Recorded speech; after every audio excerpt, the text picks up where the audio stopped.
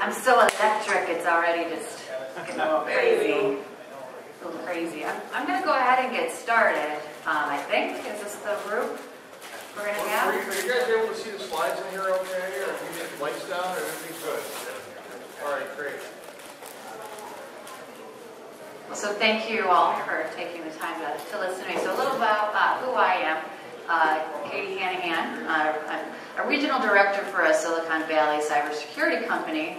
A little background, people always ask me, and they take a quick look and they go, how is it that this blonde, blue-eyed lady went from being an international aid worker in Pakistan to speaking at CornCon in Davenport, Iowa? It's a natural question, right? So it's an interesting step how we all have ended up in this path into cybersecurity. And I would say that for me, and from my perspective, it's very much that I'm continuing to help people, right? So one of the things that what I'll get to pretty quickly here is a taxonomy of email. And what I try to do is help people develop a way to communicate in a much better way and more directly about this problem that we call digital deception. Which I think we can all level set is a problem, right? There's a lot of statistics that we can use, but in recent years, it's these two that I think are the most compelling. So, what are the dates? It's October 13th to August 15th. It was a 270% increase in business email compromise type attacks. But January 15 to June 16, a 1,300% increase in these types of attacks, and it's across the board. It was in financial institutions, state-sponsored attacks, etc. And this matters because there's a huge market of potential victims. I mean, malicious actors are also in the business of selling data, and we're all targets there. It's hard to stop this type of attack. We all think we're so smart because we took and actually I think I'm due for my security awareness training, ironically enough, at my email security company. I think I'm overdue. So you all should take those, and it's important, and training is extremely important. But what we found, and even recently PhishMe has come out and said, this is not the only way to prevent these types of attacks, because eventually they're just more sophisticated and they're just going to get through. And as smart as we all think we are, and quite frankly, I'm looking around, I see a lot of very smart people. I know some of you, and the rest of you just look smart. So I just think that we think we're a little too smart for our own good sometimes. And then again, education benefits can be a little bit short-lived.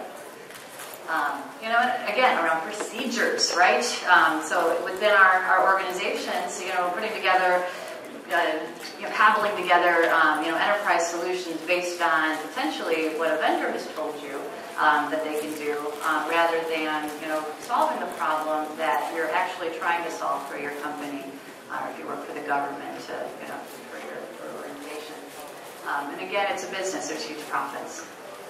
I'm really cutting to the chase here because I wanted to get to, this is where I start the real fun stuff. Let's talk about taxonomy of email. Isn't that exciting, right? But we can't solve these problems if we just call it phishing. Because if your boss comes to you and says, hey, solve this phishing problem, well, what are you going to do? Well, what is it? What's the real problem? And the reason that I found this to be, a compelling discussion to have is I had spent, months going in and working with clients and thinking we're solving a problem, we're solving a phishing problem, when in reality it was a display name deception problem, or it was a business email compromise problem. It was how do I solve the problem of the email that's getting through that the payload is just words. So when we can all get on the same page and actually use some of these terms, I think it's a little bit easier to actually solve those problems. So I propose, we have obviously senders, and there's two types of senders, and that's easy, right? There's authentic senders and there's the imposters. But then I'm going to break down what the imposters look like. So of course the spoof, right? We've all seen spoofs coming in. They're generally easy to spot, and there are ways now that you can solve a spoofing problem, whether that be inbound or outbound to your organization. So one of those things is an open standard that's been developed called DMARC, which I'm sure many of you are familiar with. But if you're being asked to solve this problem, that's one way you can do that. This is an example of a spoof where poor Alice Voss someone just decided to pretend to be her that day, and had there been a DMARC reject policy on Acme.com, then that email wouldn't have been able to be delivered. So that's the spoofing problem. So then we're talking about lookalike domains. So is that a problem? Lookalike domains. So that's where somebody's taking one letter and you can see it looks a lot like Acme to me when I read that. It's very easy to do, particularly on the phones. Reading something very quickly. So again, the problem here is lookalike domains, not phishing, right? And then the display name deception is another one where, I gotta tell you, I fall for this one a lot on my phone, where I'm traveling in the airport, I pull something up, and by the way, my coworkers who are in this business love to send me stuff just to see if I'm actually gonna. My chief scientist does it to me all the time, pretends to be my CEO and says, call me right away. I call my CEO. And he's a great guy, but he's in on a joke because, if someone did this to me, right? So they pretend to be Robbie Catot, my CEO, and they say, call me right away. But it's actually coming from, 12345 at gmail.com or something. But I fall for that still because, when we're on the road and we're running and, it puts us all in kind of a vulnerable position. And it puts our companies in a vulnerable position when we're not solving the problem of identifying lookalike domains or display names coming into your organization. And then, of course, compromised accounts. So, I'll actually go into a little bit of a deep dive into the Podesta email in a little bit. But that's an even larger problem to solve, right? And so we want to make sure, again, we want to solve the problem of our employees. Generally these come in as maybe a phish, or they all tie back together. Maybe it was a spoof, maybe it was a display name deception, phishing email that came into the organization. But eventually, an account is compromised. And so there are a lot of companies out there that remediate this type of thing. So when you're having these conversations internally, it's important that we're using the terminology that allows us to clearly communicate what the problem is, so the mean time to resolution of said problem significantly decrease. And then if you look a little bit closer into the classifications of... I'm sorry? That question? Oh, I thought somebody said that. If you look a little bit deeper into the classification of, what we call, an imposter email, we can, come up with, these are the things that equal identity deception. So when we're talking about this, and actually I think the new term, and I changed the title because I wanted to be more hip and cool for you all today, digital deception, but essentially we're talking about identity deception, right? So these are the things that equal. It could be a spoof, it could be a lookalike domain, it could be display name deception, or a compromised account. And all of those things can equal identity deception or digital deception. Around social engineering, again, I love the Podesta email because it was just so well crafted, and I'm going to show it to you in a sec. That social engineering, there's a lot of things that people are doing now, and there's one specific aspect of that email that I was very impressed by, the person who sent that I'll show you in a minute. Another one, obviously another classification is the scattershot, the ones that are easy. I mean, it'd be, you know, I'm trying to keep it clean and PC, looking around the room.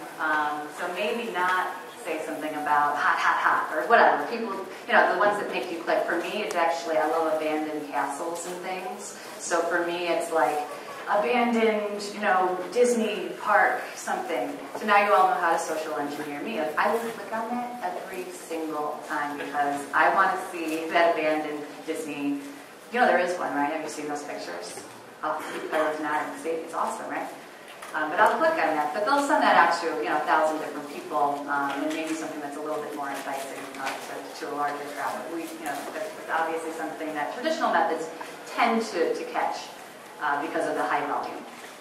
But then, you know, obviously targeted attacks. Targeted attacks are, I think, when we're really being tasked by our executives to fix the problem, the phishing problem. Generally, it is the targeted attacks, because what we're seeing then is, I'm not sure of all of the backgrounds of the people in the room, but I mean, clearly we've all been tasked with solving the CEO to CFO wire transfer late Friday afternoon. Have to do this quickly, and you know, companies are losing millions and millions of dollars by not solving, you know, that problem and being able to again communicate with each other about, you know, what we really need to solve here and what's really impacting our business and possibly our security and our government agencies, the targeted attacks, and then really coming up with, you know, a plan as an organization of how to solve that problem. And again, rather than having, and what I'm seeing time and time again is that you know, a vendor will come in and tell you, well, this is how we solve the world's problems, right? But maybe that's not your problem. Maybe your problem is targeted attacks. So, you know, we need to make sure that as, you know, as a company, we're communicating with each other and saying, okay, we need to solve this problem. Here's the list of 3 vendors who might be able to solve the targeted attack problem. There's a lot of traditional things as well around, you know, URL attachments, ransomware things.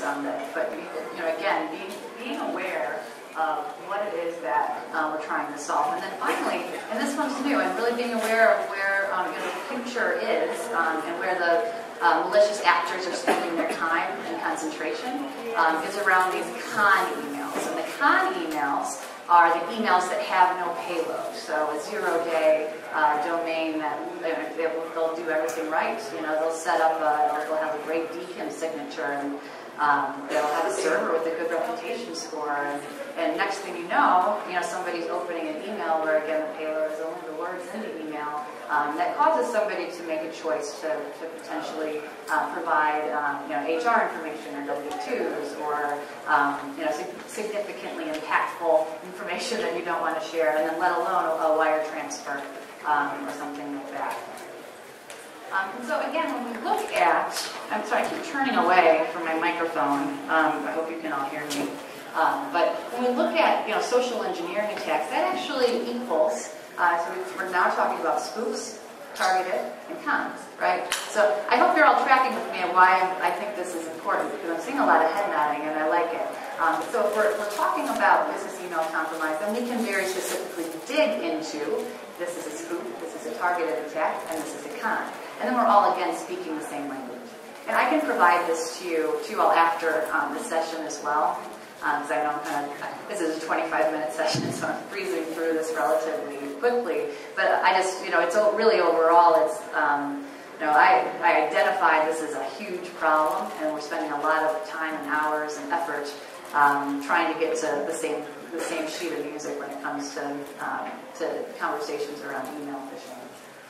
And then again, with if you add display name deception, that's actually then 80% of business email compromise. So you focus on those things. If you're figuring out where to prioritize when you're looking at that list of vendors who solves different problems, it's often important to look at where the most impact is in these categories.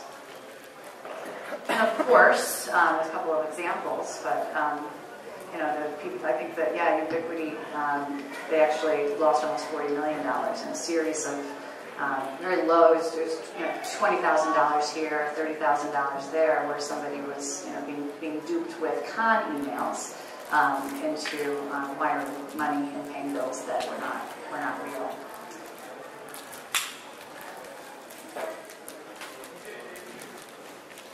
Moving a little quicker because I'm realizing that I talked. Yeah, so some people ask if it's a problem. I'm getting to the Podesta email because people always find this part to be a little bit more juicy. I mean, it's part of our political culture now, right? We're talking about emails. It's amazing for me. I don't know about you guys, but I love to be able to actually tell my friends when they ask me, so what do you do for a living? Can you fix my computer? I get to say, actually, I don't know how to fix your computer, but I can tell you all about email cloud security. Do you want that? And I can tell you about how that Podesta thing happened. You all want to sit down at my dinner party and talk about that? And people actually care, and I find that to be refreshing. I don't know about you guys. I still get phone calls, though, from all my family members thinking I have to fix their computer. So here it is, right? So we can break that down. So what was the Podesta email? Well, it was a spoof. It was a targeted attack, and it had a URL. So again, a solution in place that would address those three problems would have prevented this from happening. So here's the email. It looks really good, right? I mean, I would open this email. And what I thought was really crafty, and I was really impressed by, was that they didn't say that you need to change your password. Instead, they said somebody just used your password, which is a little bit more, it's a little scary, and it makes me feel a little icky when I realize that somebody has, maybe done something with my name and tried to use my name and get into my stuff, and I feel like, somebody broke into my house. And I thought that was really clever because that, the impact emotionally on that person is they're going to say, yes, I need to figure this out. And it did, and John decided that, yeah, maybe I should send this to somebody and they can tell me whether or not I should, open this email, which, by the way, ended up in his spam folder. Somebody pulled it out of his spam folder. Again, kind of silly to think, but we've all done this, right? It's too easy. And I'll share something with you guys in a second when I get through this, just about how easy it is. But what I really love about this too is that one of the most clever things that they did, that's just the link. Only 3 people clicked on that link. But what they did was use the different. I can never say this word. Cyrillic. I have a list, so sorry. The Cyrillic word letter instead of the regular O. So this would normally be caught by any email security gateway as spam because they would look for that. Anytime you see change password or something like that, that's something they've already identified as a threat. This person in Russia was so clever that they changed the O to this one so that it would bypass all of the traditional infrastructure that was already in place to catch that email. I just think that's kind of, I'm impressed. Want him to come work for me? Maybe not. Probably not good at this. But again, making it look very legitimate. In Google Mail, I don't know if you're familiar. I mean, there are a lot of European countries who utilize Google Mail. It's the same as Gmail. But someone in the United States, including me, I'm not necessarily going to look at something and say, well, that's not a Gmail email account or email address. That's a Google Mail. I would recognize Google as a brand and trust that brand and generally, consider this email. We did some analytics, around, how many, spoofed emails had happened during that period. And then again, just a little bit more detail into, how many on that day. It's actually a relatively low number. It's just kind of interesting to see how targeted it actually was. And we all understand that, it impacted the election. So, I'm going to actually wrap up pretty quickly here. Again, we've been trained when we see this.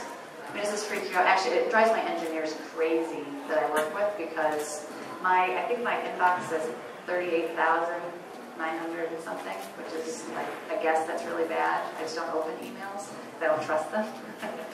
But we've been trained to open. When we see something like that, we want to, emotionally, we think we've missed something or need to find something. So we're still looking in these spam folders and falling, victim to those types of things. And I mentioned earlier, spoofing is the most prominent when we talk to clients. I mean, that's the most prominent way that people are utilizing campaigns in identity deception. They're literally pretending to be you. So, if people are not familiar with the DMARC standard, I certainly encourage you to think of the layered approach around, SPF DKIM with the DMARC overlay analytics. It's very helpful in solving the spoofing problem. But again, just I wanted to end on the taxonomy because we cannot solve this problem, which is a huge problem. And I know that I think the next session is around phishing as well.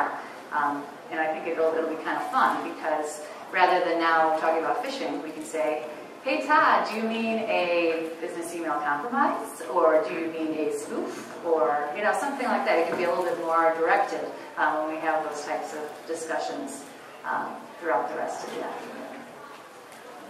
So, like always, there's always, is there a solution to this problem? Yes, there is. I just am encouraging you to, as you develop, your approach to the solutions, that we, speak the same language, and then when we work with the community that's developing solutions to solve these problems, then we're actually utilizing the same terminology. Thank you.